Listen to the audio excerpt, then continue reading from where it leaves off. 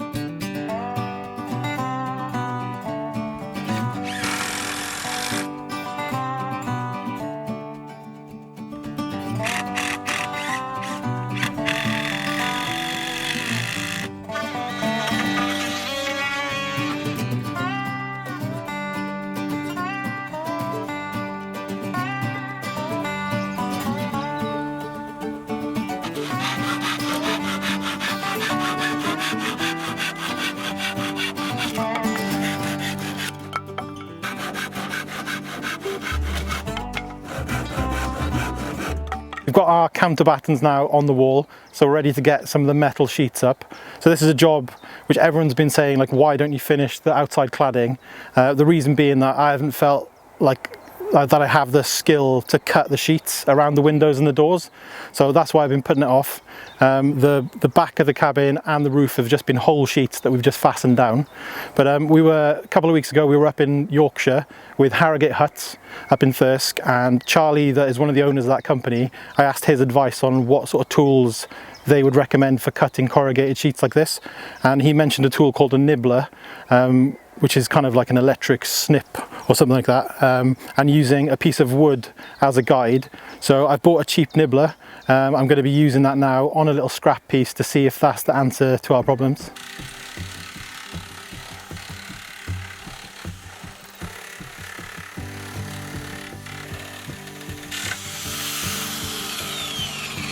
How did that feel? I mean, it's pretty tidy. Obviously, you know, I'm never going to get a perfect cut as well.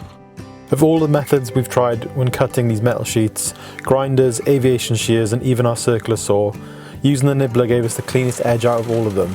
After using the white paint pen to mark the sheets, we were ready to cut out our first window opening.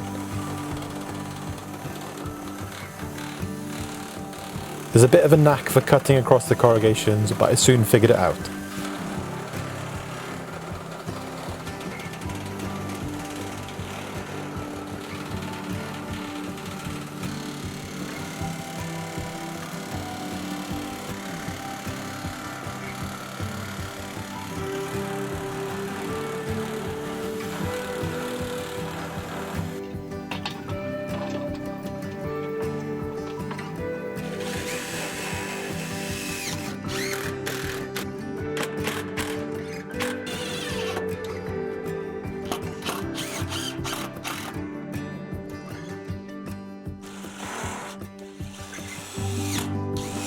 So that's the first sheet fixed in place, now on to the next.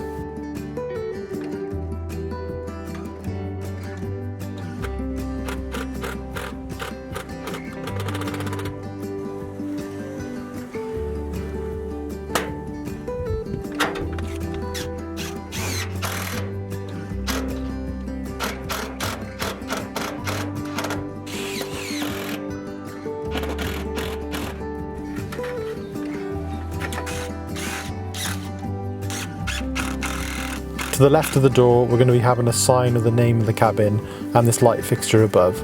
Just working out where it's going so we can put the power cable through the cladding.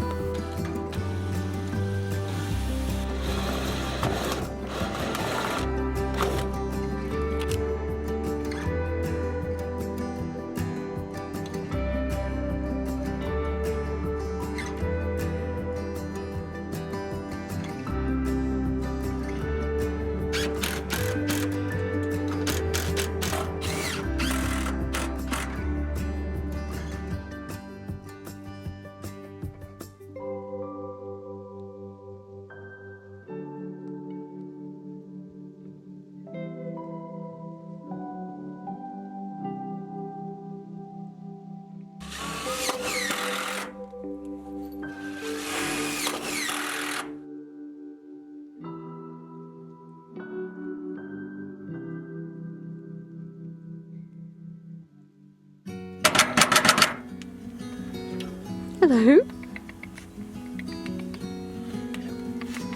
Your face is dirty, Mags.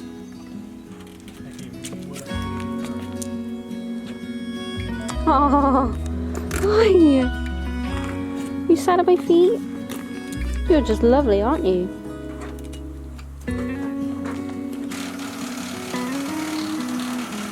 One little hack I did to make cutting in a straight line easier was to draw a line down the middle of the nibbler to help guide me.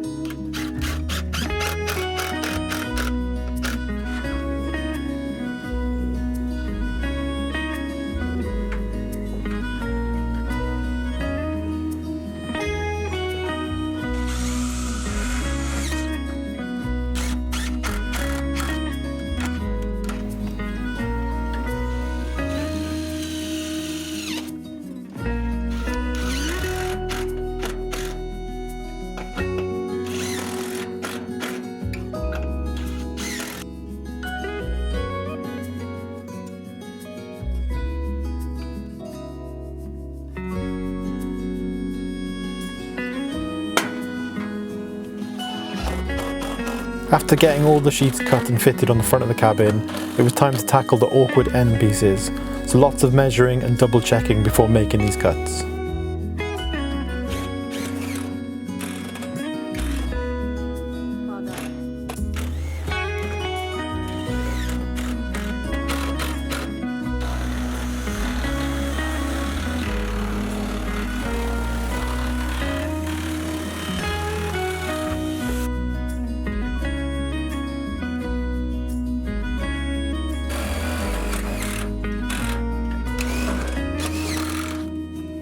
I actually ruined 2 of these sheets trying to make this last bit of the wall.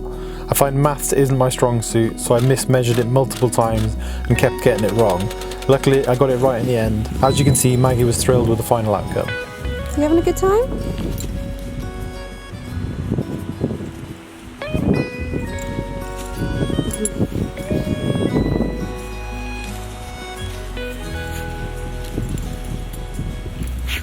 Is that good?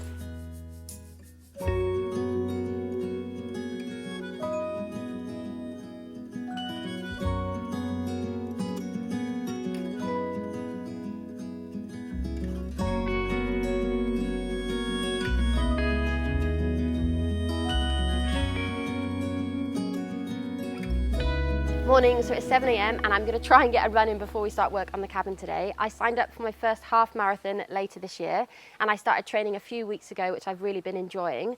A lot of you won't know, but I'm a qualified personal trainer, and when we lived in London I used to hold weekly workout classes for Adidas and co-captain their run clubs, which I just loved. But when we moved back to Wales, my training just slowed down as I wasn't teaching anymore, so I've really been enjoying moving again. So before I go, I just want to say a massive thank you to Wild, who we've partnered with on this video, which is a product I wear every day, especially when I'm training. If you're new to Wild, it's the UK's #1 refillable deodorant brand, free from aluminium, parabens, and keeps you fresh for 24 hours. I've been a customer of Wild for over 5 years, and when they emailed us wanting to reach out, I actually replied to them with this photo because I was so excited that they reached out to us and wanted to work with us. I bought this deodorant bee case from Wild last year after we did our beekeeping course, and I also have these 2 others. I keep this one in my camera bag when we're traveling for weddings, and this one lives in my handbag, and they also have so much more variety over on their website too. They all come in these reusable aluminium cases that are also customizable, and Wild offer a variety of different colors and designs. I also love that you can customize the scents of their products. Today I'm using the coconut and vanilla scent, but they offer an amazing selection on their website which change throughout the seasons. Wild also offer refillable body wash, hand wash and lip balm. What I love is typically products like this are all made from single-use plastic, which we all replace every few weeks, but Wild design their products to last a lifetime. Wild help reduce single-use plastic in these everyday essentials. Since Wild launched in 2019, the brand has saved over 750 tons of single-use plastic from entering landfill, which is just amazing. All their products are also cruelty-free and vegan-friendly. If you're looking for a more sustainable deodorant or bathroom essential, I couldn't recommend Wild more, so just head to shopwildrefill.com/campoutwest-1 and get 20% off everything online for a limited time only, but it's available worldwide. A special thank you to Wild for partnering with us on today's video, and now it's time to run. When Em was back, we jumped in the car and headed west to the county of Ceredigion to meet a man called Clint at his sawmill called Coed y Cardi. We have one wall left to clad on the outside of the cabin, and we wanted it to be a little bit different from all the corrugated metal, so we've come here to get some locally grown larch for us to use. Hi.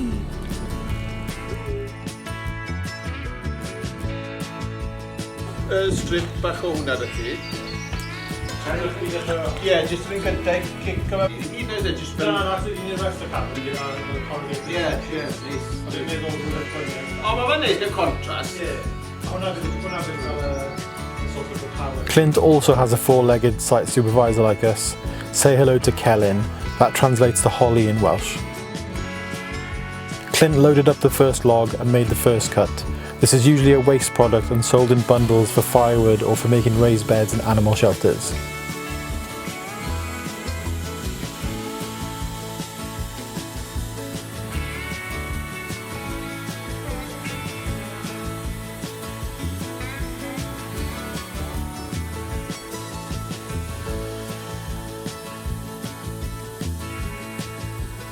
Then it's onto the good wood, and this is what will be cut into boards for us to use for cladding.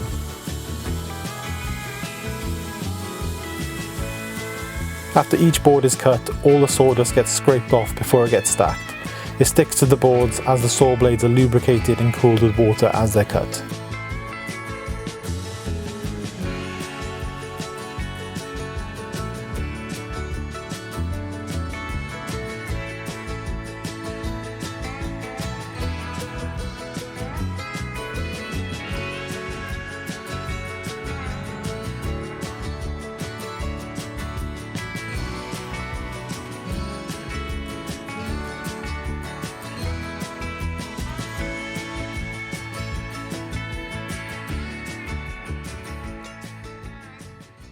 This is the wood that we picked up from Clint at Coed y Cardi yesterday.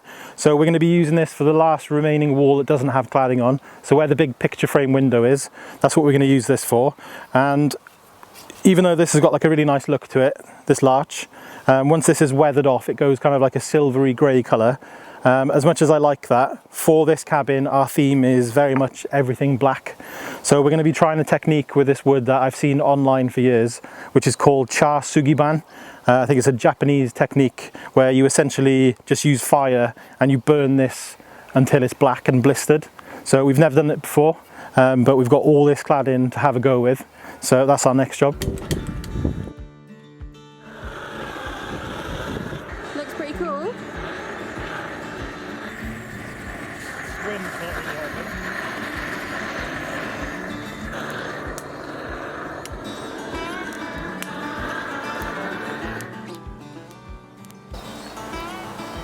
So that is our first attempt. You can see like the different stages of it. Some people do like almost like a toasted look, but we want this, what they call alligator skin finish, where it actually starts cracking up. Still sort of cooking. So obviously we'll spray it down to get it to stop burning. Okay, so that's maybe too much.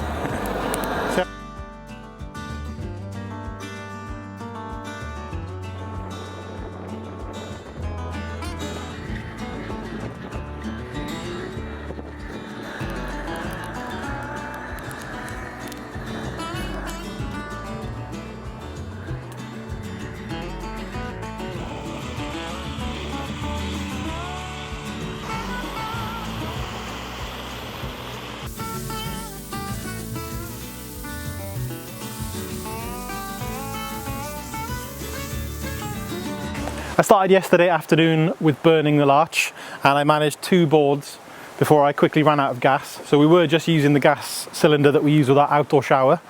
So no idea, I think it was quite low anyway. So we've gone and got a top up, so we've got a full 19 kilos of propane here. So it'd be quite good now, we can actually gauge how much gas this uses. The tool we're using for burning the wood is one of these, which is a roofing torch. So these are usually used for flat roofing, for melting bitumen and felt and stuff like that. But this thing, yeah, it's crazy hot. It is 28 kilowatts. and it gives between 15 and 1800 degrees centigrade.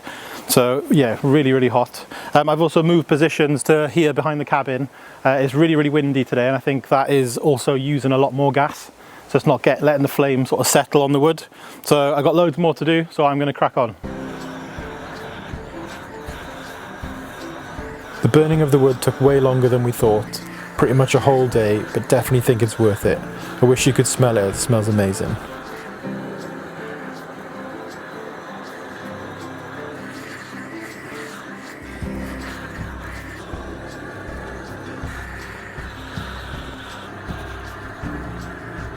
As well as making the wood the dark colour that we want, the Suzuki-ban technique is actually a way to preserve the timber, makes it more water resistant and less prone to rotting. We've put up our first piece of the cladding just to see what it looks like, and love the colour. We were a bit worried with how we were going to fasten it. The cladding is 19mm thick, and my plan was to use nails, and I was worried that the nails were actually going to split all of the cladding. So we've done a test with the first board and there's no splits whatsoever, because if that was an issue we were going to have to go and buy some screws. So we're going to go ahead with the nails, and Clint has recommended us use stainless steel fixings, so not our usual galvanized nails. So these are our first stainless steel fixings that we're going to be using, and with this type of wood, this is larch, and things like oak, they've got a lot of resins and things in it that actually eat the coating of galvanized nails.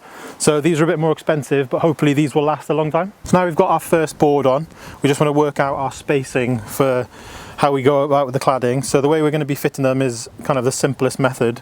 So we're literally just going to be lapping them over the board below, and that's going to give us like a bit of an angle on each board, which is why we're using 63mm nails, which sounds like a lot, but each one of these is 19mm, so you're going to go through both of those before you hit the batten. So yeah, there's about 23mm of nail in the batten, and they are ring shank, which hopefully means they'll grip really nice. So essentially that's the sort of, get them straight, that's the sort of finish we're going to have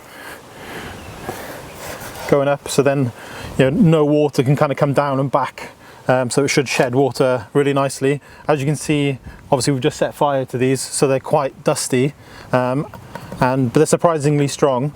Once these are up, we are going to oil them, but I don't really know what oil to use. So if anyone's done Suzuki-ban before and used oil, online it says all different types of oils. So if you've done it before, if you can recommend us a good oil that doesn't cost the earth, because one of the suggestions is tung oil, and it was like 100 quid a tub. So if there's a cheaper option, let us know. I assume this is any preferred side? Just like this? Yeah, you see the mark I've made?